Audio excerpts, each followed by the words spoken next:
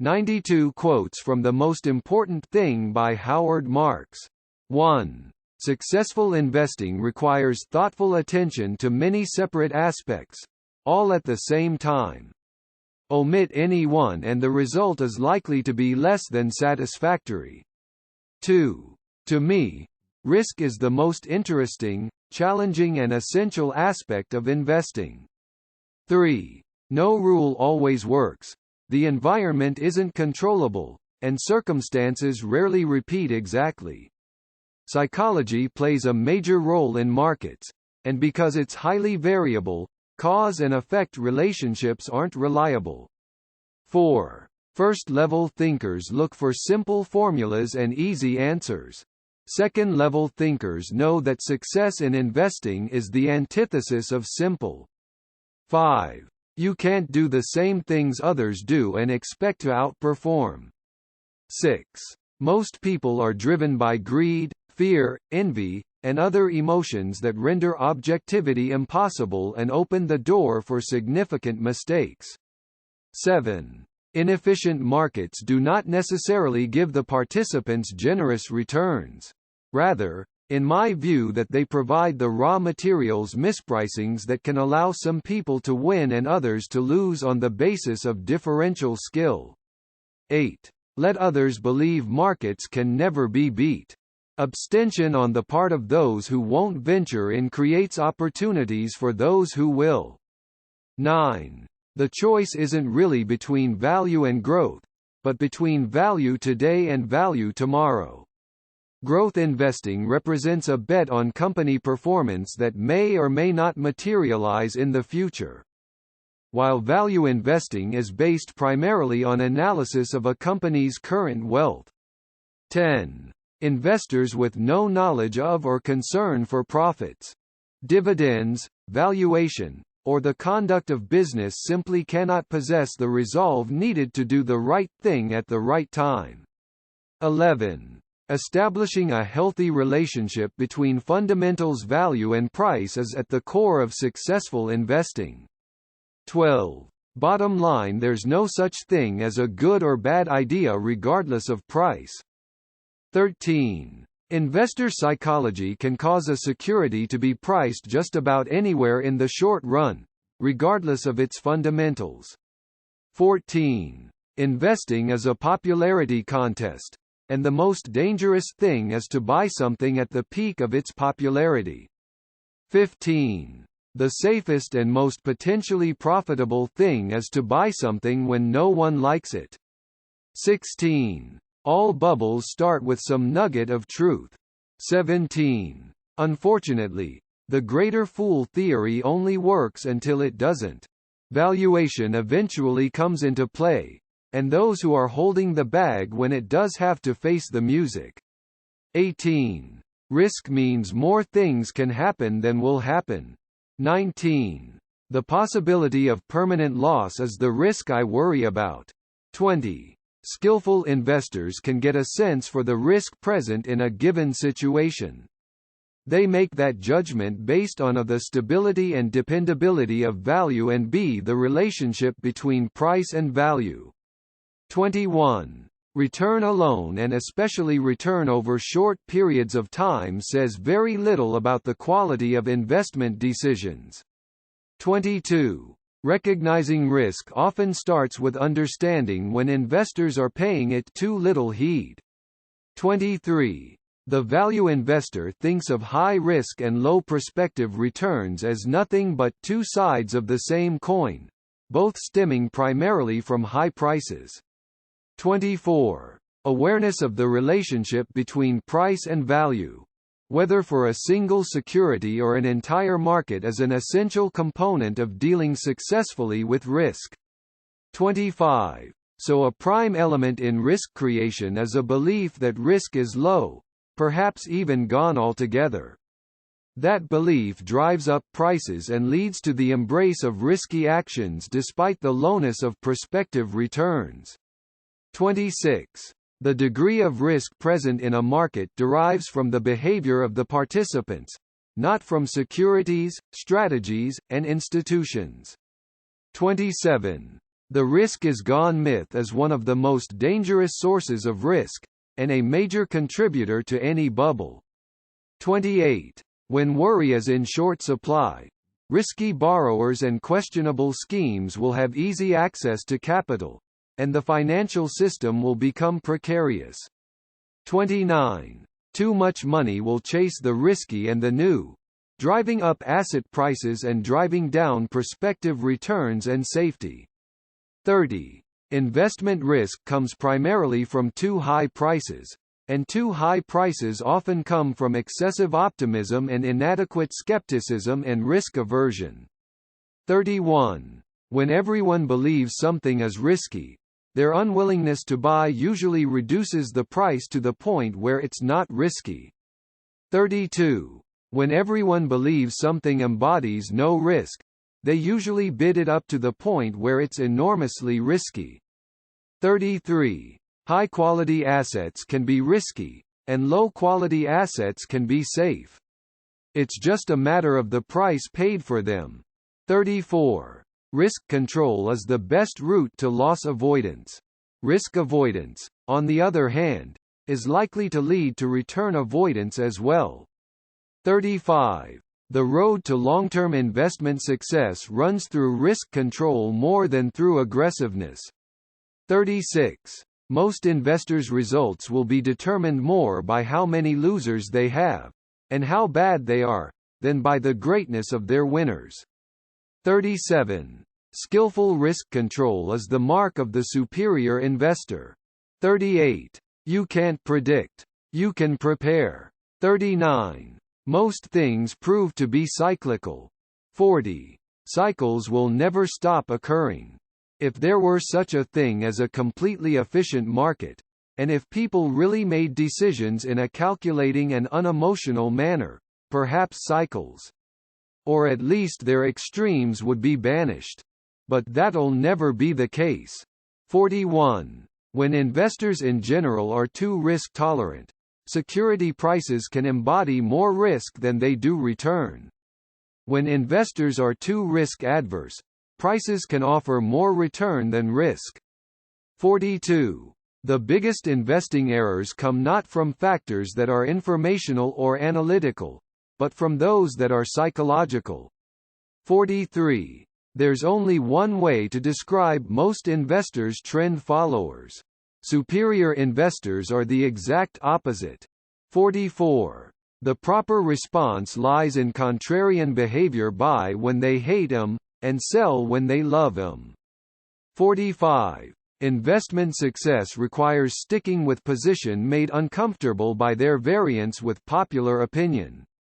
46. The ultimately most profitable investment actions are by definition contrarian: you're buying when everyone else is selling, and the price is thus low, or you're selling when everyone else is buying and price is high. 47. The thing I find most interesting about investing is how paradoxical it is how often the things that seem most obvious, on which everyone agrees, turn out not to be true. 48. What's clear to the broad consensus of investors is almost always wrong. 49. The very coalescing of popular opinion behind an investment tends to eliminate its profit potential.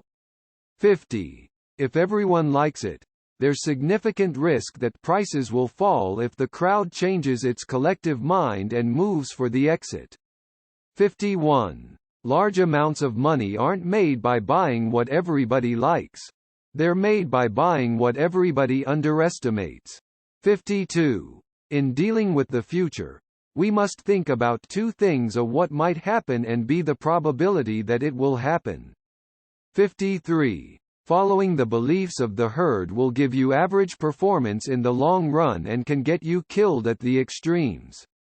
54. The error is clear. The herd applies optimism at the top and pessimism at the bottom. 55. It's not what you buy, it's what you pay for it. 56. A high-quality asset can constitute a good or bad buy, and a low-quality asset can constitute a good or bad buy. 57. The necessary condition for the existence of bargains is that perception has to be considerably worse than reality. 58. It's essential for investment success that we recognize the condition of the market and decide on our actions accordingly. 59. One way to be selective is by making every effort to ascertain whether we're in a low-return environment or a high-return environment. 60. When prices are high, it's inescapable that prospective returns are low and risks are high. 61. You want to take risk when others are fleeing from it, not when they're competing with you to do so. 62. High-return environments offer opportunities for generous returns through purchases at low prices, and typically these can be earned with low risk. 63. Patient opportunism, buttressed by a contrarian attitude and strong balance sheet, can yield amazing profits during meltdowns. 64. There are two kinds of people who lose money: those who know nothing and those who know everything. 65. We may never know where we're going, but we'd better have a good idea where we are, and act accordingly.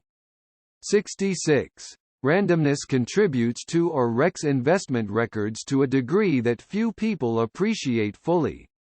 As a result, the dangers that lurk in thus far successful strategies often are underrated. 67. The correctness of a decision can't be judged from the outcome. 68. Several things go together for those who view the world as an uncertain place: healthy respect for risk awareness, that we don't know what the future holds, and understanding that the best we can do is view the future as a probability distribution and invest accordingly. Insistence on defensive investing and emphasis on avoiding pitfalls. To me, that is what thoughtful investing is all about. 69. You can't simultaneously go all out for both profit-making and loss avoidance. Each investor has to take a position regarding these goals, and usually that requires striking a reasonable balance. 70. The bottom line is that even highly skilled investors can be guilty of mis-hits, and the overaggressive shot can easily lose them the match. Thus, significant emphasis on keeping things from going wrong is an important part of every investor's game. 71. Defense actually can be seen as an attempt at higher returns, but more through the avoidance of minuses than through the inclusion of pluses, and more through consistent but perhaps moderate progress than through occasional flashes of brilliance. 72. There are two principal elements in investment defense. The first is the exclusion of losers from portfolios. The second element is the avoidance of poor years and, especially, exposure to meltdown in crashes. 73. Investment defense requires thoughtful diversification, limits on the overall riskiness borne, and a general tilt toward safety. 74. Low price is the ultimate source of margin for error. 75. I believe in many cases, the avoidance of losses and terrible years is more easily achieved than repeated greatness. And thus risk control is more likely to create a solid foundation for a superior long-term track record. 76. Investing scared, requiring good value and a substantial margin for error, and being conscious of what you don't know and can't control, are hallmarks of the best investors I know. 77. A portfolio that contains too little risk can make you underperform in a bull market, but no one ever went bust from that. There are far worse fates. 78. This book is more about philosophy and mindset than it is about analytical processes. 79. Extremes in cycles and trends don't occur often, and thus they're not a frequent source of error, but they give rise to the largest errors. 80. The power of herd psychology to compel conformity and capitulation is nearly irresistible, making it essential that investors resist them. 81. At important turning points, when the future stops being like the past, extrapolation fails and large amounts of money are either lost or not made. 82. Understanding and anticipating the power of correlation, and thus the limitations of diversification, is a principal aspect of risk control and portfolio management. 83. The failure to correctly anticipate co-movement within a portfolio is a critical source of investment error. 84. When capital is in oversupply, investors compete for deals by accepting low returns and a slender margin of error. 85. Bidding more for something is the same as saying you'll take less for your money. 86. The best defense against loss is thorough, insightful analysis and insistence on what Warren Buffett calls margin for error. 87. Leverage magnifies outcomes but doesn't add value. 88. Asymmetry, better performance on the upside than on the downside relative to what your style alone would produce should be every investor's goal. 89. To achieve superior investment results, your insight into value has to be superior. Thus you must learn things others don't, see things differently, or do a better job of analyzing them, ideally, all three. 90. The relationship between price and value hold the ultimate key to investment success. 91. Because of differences in correlation, individual investments of the same absolute riskiness can be combined in different ways to form portfolios with widely varying total risk levels. 92. A diversified portfolio of investments, each of which is unlikely to produce significant loss, is a good start toward investment success.